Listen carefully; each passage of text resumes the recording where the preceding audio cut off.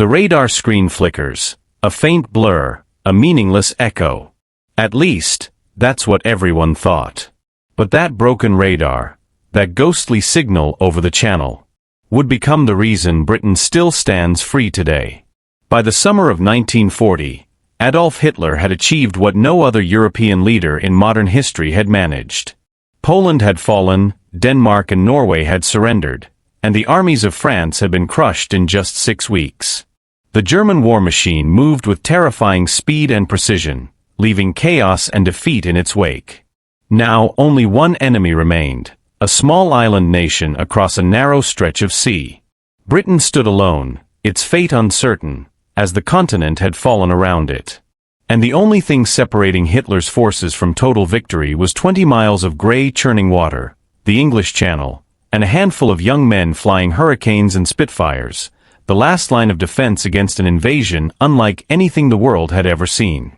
Hitler had a plan, and it had a name, Operation Sealo. In English, Sea Lion. The objective was clear, the complete and total invasion of Great Britain. Landing barges waited in the harbors of France, loaded with troops, tanks and supplies, ready to push across the channel and crush the British resistance before it could fully organize. But before a single barge could cross, one critical obstacle stood in the way. The German High Command understood that if Britain's Royal Air Force remained operational, any invasion would be catastrophic. The Luftwaffe needed to find it, attack it, and destroy it completely. Confidence ran high among German pilots and commanders. They had more planes, more experience, and the momentum of a string of swift victories. The RAF, in their eyes, was a fragile force, brave, but hopelessly outnumbered. Yet the Germans had no idea what awaited them. Across the channel, something remarkable was already in place. From the moment Luftwaffe engines roared to life in France, Britain was quietly watching, listening and preparing. Strange skeletal towers rose along the coastline, stretching from Scotland to the Isle of Wight.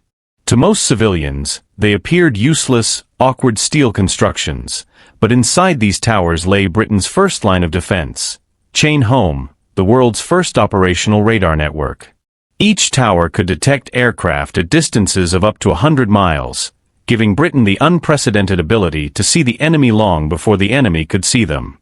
Inside dimly lit control rooms, young men and women worked in tense silence, their eyes flicking between glowing screens, their hands adjusting dials, and their ears straining to interpret static and faint signals.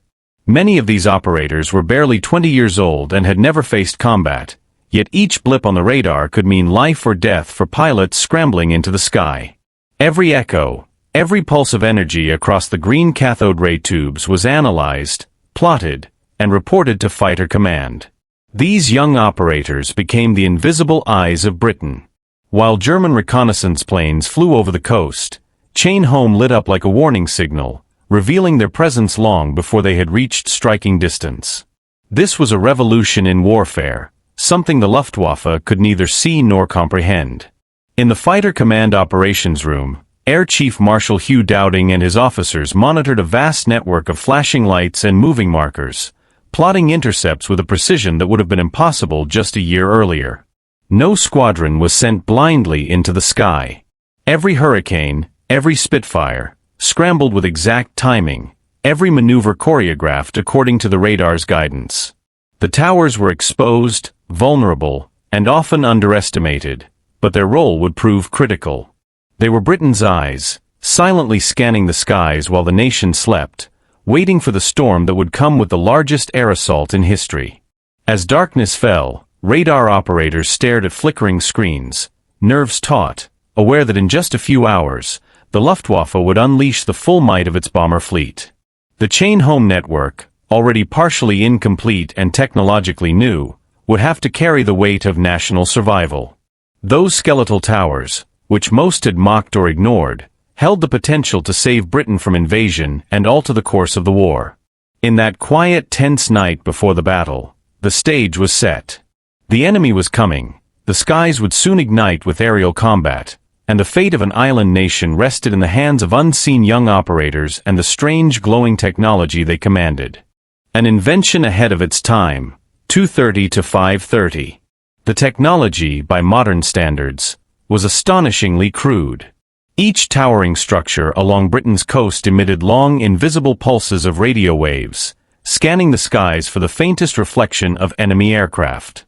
These waves would bounce off metal fuselages and return to the tower, creating a signal that could be interpreted by trained operators. But in its earliest incarnation, Chain Home was far from perfect. It couldn't distinguish the altitude of incoming planes, nor could it identify whether they were friend or foe. On foggy nights, the radar often revealed nothing at all, or worse, ghosts, false echoes that sent operators into anxious uncertainty. It was noisy, imprecise, and unpredictable, yet even in its flawed form, it represented a monumental leap forward. This was not just a machine, it was a vision of the future, a glimpse of a new kind of warfare where technology could extend human senses and give a nation the precious gift of foresight. The idea itself was born from the mind of one man, a physicist named Sir Robert Watson Watt. In 1935, Watson Watt had demonstrated a rudimentary radar system to the Air Ministry, sketching invisible waves on a chalkboard, explaining how reflected signals could reveal objects far beyond the reach of human eyes. At the time, the concept seemed almost fantastical. The age of warfare was dominated by searchlights and human lookouts perched on lonely towers, straining their eyes against the night sky, hoping to spot the glint of an enemy aircraft. To imagine that machines could detect planes miles away, through darkness and cloud, was a leap that few could fully grasp. Yet Watson Watt's demonstration convinced the skeptics. This could be done, and Britain needed it desperately. In the years that followed, his vision would be transformed into Chain Home, a sprawling network of steel, wire, and electronics that would become the invisible guardian of the island. By 1939, just as war clouds gathered over Europe, Chain Home Station stretched from the Isle of Wight in the south to the rocky coasts of Scotland in the north.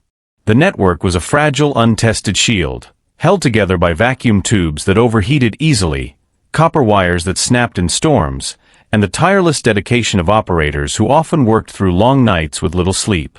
Each station consisted of towers as high as 300 feet, bristling with antennas that sent out pulses in precise intervals. The men and women inside dimly lit control rooms monitored flickering screens and oscilloscopes, translating signals into actionable intelligence for fighter command. It was a system that relied on coordination, precision, and trust that the next blip on the radar would be interpreted correctly, that the fighters would be vectored to the right place, and that the fragile electronics would not fail at the worst possible moment. The genius of Chain Home was not just in its detection capabilities, but in its conceptual leap. Britain had, for the first time, built a kind of artificial sight that did not depend on human limitations.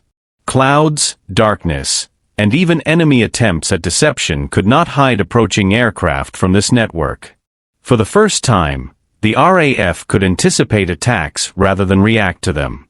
It was an early warning system on a scale never attempted before, a technological net cast across the skies that promised to give a small island nation a fighting chance against a seemingly unstoppable adversary. Even though it was imperfect, it worked. Each pulse sent into the sky, each echo captured and interpreted, was a thread in a larger tapestry of defense that, as the world would soon see, could make the difference between survival and annihilation. By the outbreak of war in 1939, Britain's Chain Home network was still incomplete, still fragile, and still largely experimental.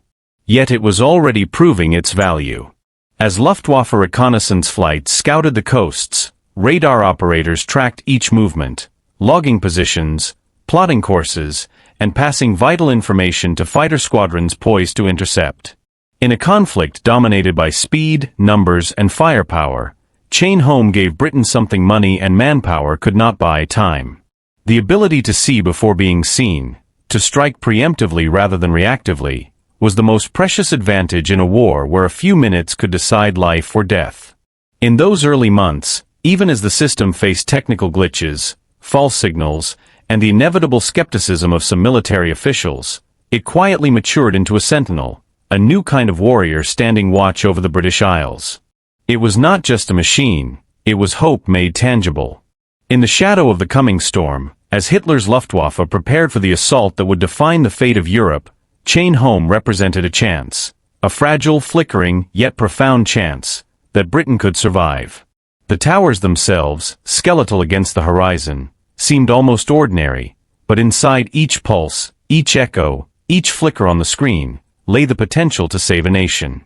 It was a new era of warfare, a fusion of science, courage and ingenuity, and though the technology was raw and the system still young, Britain had already begun to glimpse the extraordinary power of seeing the unseen. The broken station, 5:30 to 8 o'clock. On the night of July 1940, at the Dover radar station, the atmosphere was tense and heavy with anticipation. The summer sky was dark, punctuated by the distant glow of German airfields across the channel, and inside the station, the equipment flickered ominously, as if aware of the storm to come. This particular station had been giving engineers headaches for weeks. The screens were erratic, spitting out blips where no aircraft existed. Operators, peering through dim light, would jolt at phantom echoes, tracking shadows that vanished as soon as they tried to confirm them. Technicians scoured the wiring and recalibrated tubes, muttering about interference and noise that refused to be tamed. In reports back to command, Dover was labeled unreliable, a station that seemed more like a liability than an asset. To the Luftwaffe, unaware of the subtle miracles of radar, this weakness must have looked like an opportunity, a chink in Britain's defensive armor that could be exploited with precision. By mid-August, Hitler's forces had launched Operation Sea Lion, the planned invasion of Britain. The Luftwaffe's strategy was clear: destroy Britain's radar network first. Without chain home, the Royal Air Force would be blind, reduced to scrambling fighters with no forewarning, reacting too late to waves of incoming aircraft. On August 12, 1940, the German bombers and fighters roared across the Channel, targeting coastal installations with deadly efficiency. Explosions tore through the night, sending debris and fire into the air. Steel towers shuddered and collapsed, screens went black, and operators scrambled to salvage what remained. Panic might have been the natural response in any ordinary system, but Dover's radar, the one everyone had written off as broken, continued to flicker. Its beam wavered like a candle in the wind, unpredictable, unstable, almost alive. What nobody outside that station understood was that the very fault that had frustrated engineers had, in a twist of fate, transformed Dover into something extraordinary. The apparent noise and warped signals caused radio waves to bend farther across the channel than anyone had designed. Whereas standard stations could only detect aircraft as they approached the coastline, Dover's erratic pulses now penetrated deep into French territory. It was as if the radar had grown eyes where none were meant to be, scanning enemy airfields hours before the Luftwaffe had even lifted their planes. Operators, initially confused by the constant false echoes, began to notice a pattern emerging. Blips that had once seemed random now coalesced into formations, revealing the exact movements of German squadrons preparing for the assault. In the dim glow of the control room, an operator leaned forward, squinting at the screen. Sweat beaded on his brow. Slowly, realization dawned: the radar wasn't broken. It was doing something remarkable. It was seeing too much.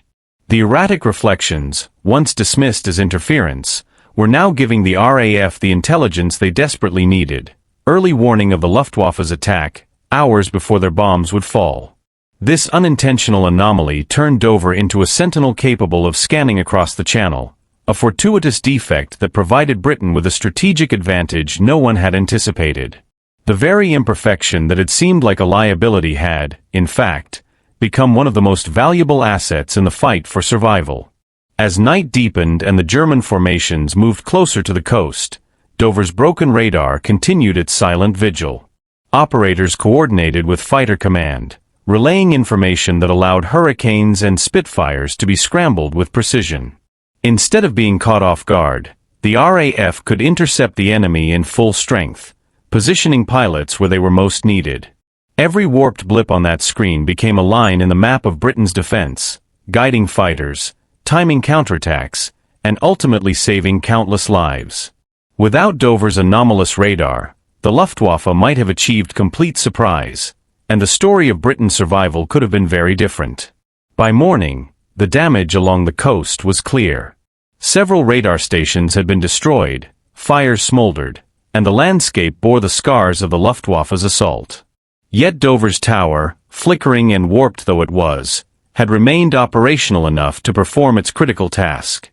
It had revealed the Germans' plans, given the RAF the gift of preparation, and changed the course of the Battle of Britain before a single major dogfight had begun. In the quiet aftermath, as operators cleaned soot from their instruments and recorded the night's events, there was a profound understanding that technology, even flawed and unpredictable, could tip the scales of history.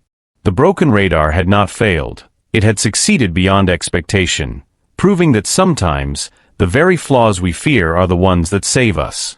It was a miracle born not of perfection, but of imperfection, a serendipitous twist that allowed Britain to see the unseen and fight back with knowledge that no human eye could have provided. Dover, the station everyone had doubted, became an unsung hero, its flickering screen a beacon of hope, and its unintended power a decisive factor in the defense of a nation facing annihilation. The first warning, 8 to 11 o'clock. At RAF Fighter Command Headquarters in Bentley Priory, the morning of August 12, 1940, began with the usual tension, but no one could have predicted the events that would unfold. The room was a hive of activity, phones rang incessantly, operators tapped out urgent Morse code, and officers leaned over maps tracking every blip that appeared on the radar screens. Outside, the sky was deceptively calm, but Dover's broken radar had already begun whispering warnings of the storm to come. At exactly 9:15 a.m., a faint but unmistakable return appeared on one of the chain home displays. The operator stared at the screen, his mind racing. The blip was large, moving steadily northward, but it was unlike anything he had seen before. He hesitated, questioning whether it was merely another ghost echo, a quirk of the faulty equipment that had plagued Dover for months. Yet instinct and training prevailed. He logged it. Every detail, speed, bearing, and estimated number of aircraft, was meticulously recorded. That single decision, a mix of caution and faith in the imperfect radar, set the wheels of Britain's defense into motion. Within minutes, the logged information reached group controllers, who immediately issued the first scramble order of the day. From airfields across southern England, pilots sprinted to waiting Spitfires and Hurricanes, engines roaring, goggles fogged, hearts pounding. Ground crews waved them off, praying for luck and skill as the fighters tore down the runways and ascended into the sky. As the aircraft pierced through the low-hanging clouds, the sight that met them was terrifying yet familiar. The Luftwaffe in full force, hundreds of bombers and fighters forming a relentless stream across the channel. Heinkels and Dorniers, organized with precision, were heading straight for the fragile radar chain that had become the backbone of Britain's early warning system. It was a massive assault, designed to blind the Royal Air Force before the main invasion could even begin. Yet, thanks to the flickering erratic signals from Dover's broken radar, the RAF had already anticipated the attack. As Spitfires and Hurricanes closed in, dogfights erupted almost immediately. German formations, confident in their early success, were met with a coordinated defense they had not expected. RAF pilots, guided by information that came not from sight but from the invisible waves bouncing across the channel, picked off targets with uncanny precision. Dozens of bombers were hit, spiraling into the sea or bursting into flames before they could reach their intended targets. By the end of the morning, the Luftwaffe had lost 31 aircraft, a staggering number, especially considering that many of these losses occurred before the German crews had even sighted the English coast. The combination of intelligence, quick thinking, and the serendipitous power of Dover's radar had turned a potentially disastrous day into a triumph of defensive strategy. Meanwhile, at the highest levels of government, the impact of these early warnings was keenly felt. Winston Churchill, watching radar operators track enemy movements with a mixture of awe and relief, understood the significance of the technology and the men operating it. In his later reflections on the Battle of Britain, he famously remarked, "Never in the field of human conflict was so much owed by so many to so few." Those few were the fighter pilots, of course, but Churchill knew their success depended on something invisible, something that extended their senses far beyond what any human eye could achieve. Those eyes were powered by radar, the hum of electronics, the flicker of a faulty screen, the erratic pulses that bent across the channel and revealed the enemy's every move. Without it, the RAF might have been caught flat-footed, reacting too late to the Luftwaffe's initial strike. The events of that morning illustrated a profound truth about the Battle of Britain. Technology, human ingenuity, and a bit of luck could combine to shift the balance of power. Radar, once considered experimental and unreliable, had proven its worth in the most dramatic fashion imaginable. A system that some had dismissed as flawed became the eyes and ears of the nation, giving fighter pilots the chance to intercept and destroy the enemy before they could inflict irreversible damage. Dover's Broken Station, in particular, played a pivotal role, its unpredictable signals offering a window of insight that no other station could replicate. Every blip, every flicker on the screen, was a lifeline. Every pilot who climbed into the air that morning owed his mission to the invisible network that connected Britain's shores, its beams cutting through clouds and deception alike. By the time the battle subsided, the significance of that single radar blip at 9:15 a.m. was clear. It had triggered the chain of events that allowed Britain to survive one of its most perilous hours. Without it, the Luftwaffe might have devastated the radar network, leaving fighter command blind and the skies of southern England vulnerable. Instead, thanks to the foresight, quick action, and an imperfect yet extraordinary radar station, Britain gained the advantage it desperately needed. The day had been won, not solely by courage in the air, but by technology that turned what seemed like weakness into the decisive strength of a nation under siege. The German mistake, 11-1401. In the minds of the German High Command, the destruction of Britain's radar network seemed complete. From the Luftwaffe's aerial reconnaissance photos, the battered towers along the English coast appeared shattered, bent, and smoldering. The Germans were confident. They believed that the fragile chain-home system had been neutralized. With the towers gone, fighter command would be blind, unable to detect incoming raids until they were already over London, Dover, or Portsmouth. It was the perfect prelude to invasion. Yet, what the Luftwaffe did not know was a secret that would prove catastrophic for their plans. The real brains of the radar network were not in the towers at all. The antennas were merely the visible components, the tip of a technological iceberg. Beneath the surface, in reinforced underground bunkers, the electronics, vacuum tubes, receivers, transmitters, and delicate circuits remained intact, protected by layers of concrete and steel from both bombs and artillery. The towers might have looked destroyed, but the heart of Britain's early warning system was alive and waiting. Within hours of the attacks, teams of technicians and engineers descended upon the battered stations. Their hands moved with practiced urgency, rewiring circuits, replacing damaged valves, and recalibrating receivers. Sparks flew as power hummed back into the systems, lights flickered on, and screens gradually returned to life. By nightfall, many of the destroyed stations were transmitting once again, sending pulses of radio waves across the channel as if nothing had happened. For the RAF, it was a testament to planning, foresight, and resilience. For the Luftwaffe, it was an unrecognized disaster waiting to unfold. They had assumed a blind enemy, but in reality, Britain could see farther and more clearly than ever before. Believing radar had been eliminated, the Germans made a strategic pivot.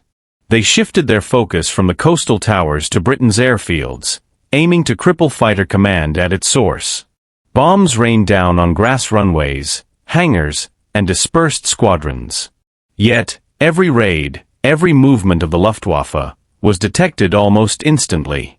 The restored radar network provided real-time intelligence, allowing controllers at fighter command to vector Spitfires and Hurricanes to the precise point of attack. Pilots now climbed into the skies with detailed knowledge of enemy formation size, direction, and altitude, information that would have been unimaginable in earlier conflicts. For the first time in history, a nation fought a major battle not by the naked eye or human scouts, but by signal.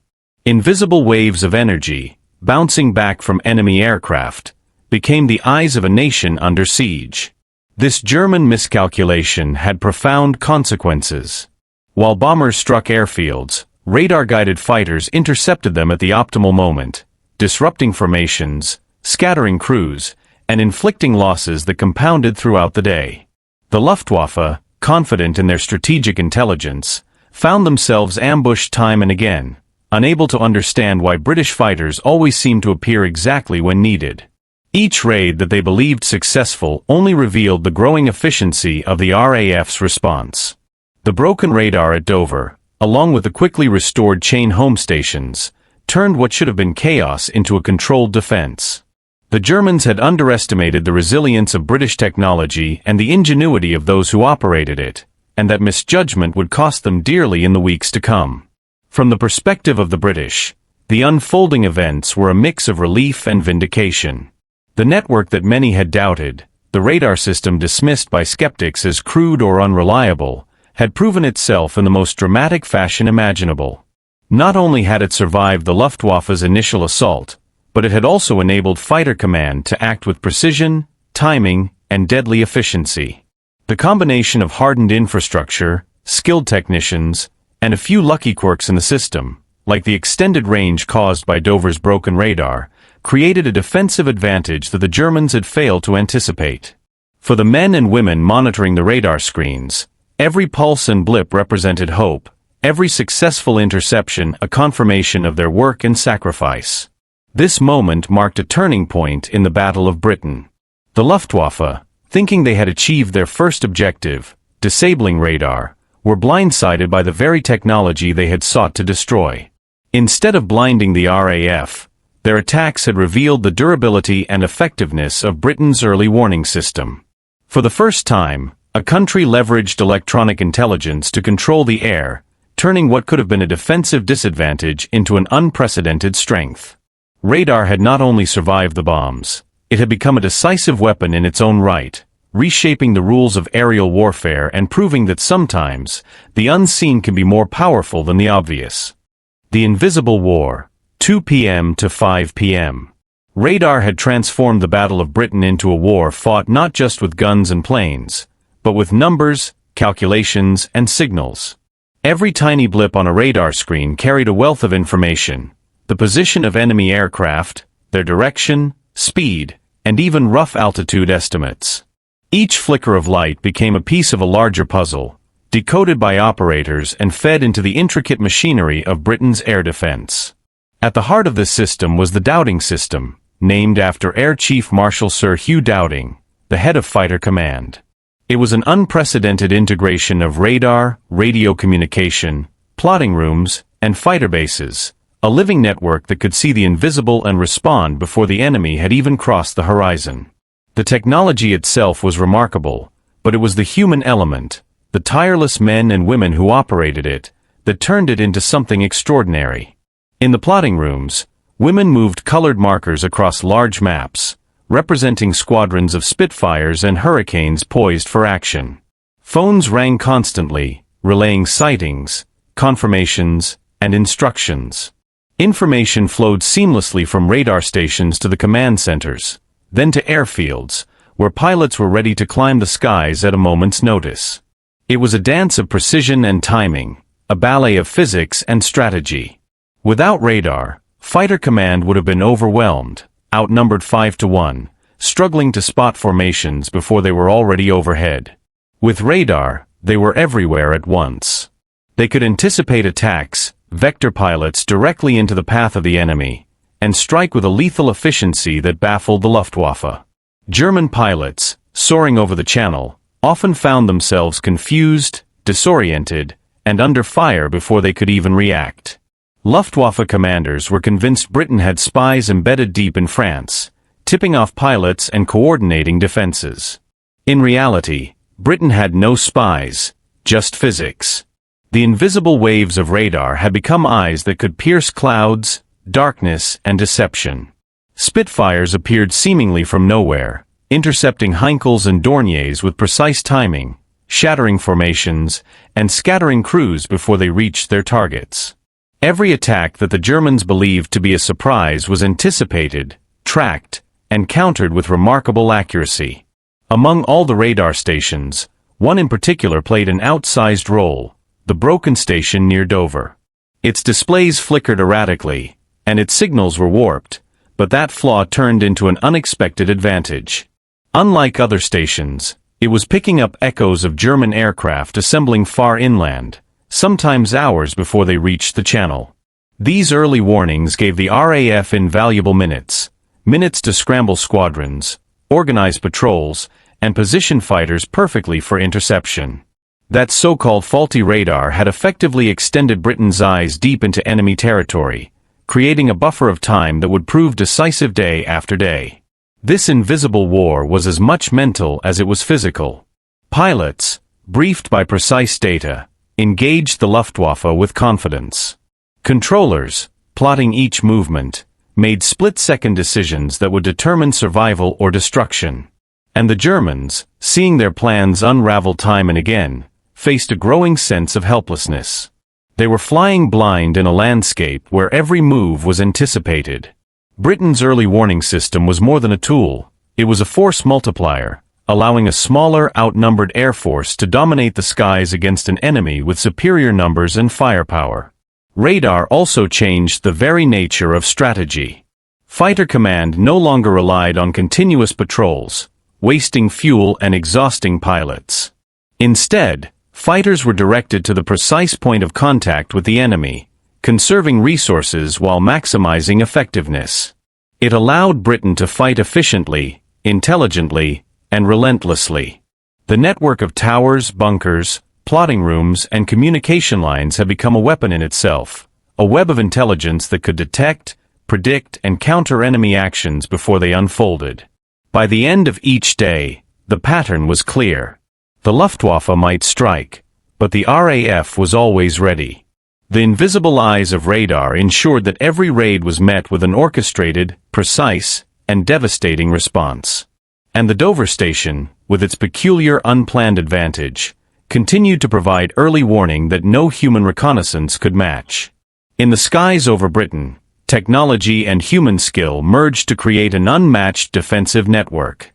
The invisible war, fought in signals and data, was being won by those who could see what the enemy could not, proving that sometimes, the most powerful weapons are the ones you cannot even see. The sound of silence, 5 p.m. to 7 p.m. By September 1940, the Battle of Britain had evolved into a grueling test of endurance, a clash not just of planes and pilots, but of nerves, strategy, and unseen technology. Across the English coastline, radar stations continued their silent vigil, their steel towers standing tall against the pounding winds and occasional bombing raids. Inside, operators worked in near darkness, the faint glow of cathode ray screens illuminating their faces as they whispered into phones and scribbled reports. The hum of the equipment was a constant companion, low and steady, a mechanical heartbeat that pulsed through the rooms. It was invisible, intangible, yet more vital than any cannon or fighter squadron. The Luftwaffe could bomb cities, destroy airfields, and tear through the countryside, but it could not break this silent network of intelligence. The Germans, flying information across the channel, were operating blind. They could not see the squadrons lying in wait, hidden behind clouds, guided by information transmitted over miles of wire and radio waves. Every blip on the radar screen represented a potential ambush, a point where a Spitfire or Hurricane would spring into action with lethal precision. Fighter command didn't just react, it anticipated. They knew when and where to strike, often before the Luftwaffe even realized they were being tracked. This invisible advantage turned the tide of battle, allowing Britain to defend its skies despite being outnumbered and outgunned. Inside those plotting rooms, women and men moved markers across large maps with practiced efficiency, interpreting data that seemed abstract to anyone outside. Each echo, each signal, was a message from the sky, a warning, a prediction of the enemy's next move. Operators monitored multiple stations simultaneously, coordinating with pilots, ground crews, and command centers. Their work was silent but decisive. While London burned under waves of bombing raids, while sirens wailed and civilians scrambled for cover, the faint glow and hum of radar stations provided a sense of order amid chaos. It was a quiet war, a battle waged in signals, calculations, and nerves, where the outcome hinged on accuracy, anticipation, and trust in technology. The sound of silence, was more than a metaphor. It was the defining feature of Britain's defense. Each undisturbed moment, each steady flicker on a screen, represented lives saved and raids foiled. The Luftwaffe's assumption that they could overwhelm the RAF through brute force was continually proven wrong. Squadrons were guided with precision to intercept, bombers were met mid-flight with unexpected resistance, and formations were shattered before they could reach their targets. What the Germans did not understand was that the war was no longer fought only in the air, it was fought in these coastal stations, underground bunkers, and plotting rooms where a small team of operators could direct the might of an entire air force. On the morning of September 17, 1940, Hitler finally made the decision to postpone Operation Sea Lion, the planned invasion of Britain. It might appear to some as a concession born in Berlin, a reaction to the resilience of British cities and airfields. But in reality, the decision was shaped far away from the grand offices of the Nazi High Command. It was influenced by the silent, tireless guardians of the radar network, men and women who had watched, interpreted, and trusted the strange, ghostly signals on their screens. Their work had turned uncertainty into knowledge, chaos into actionable intelligence, and fear into confidence.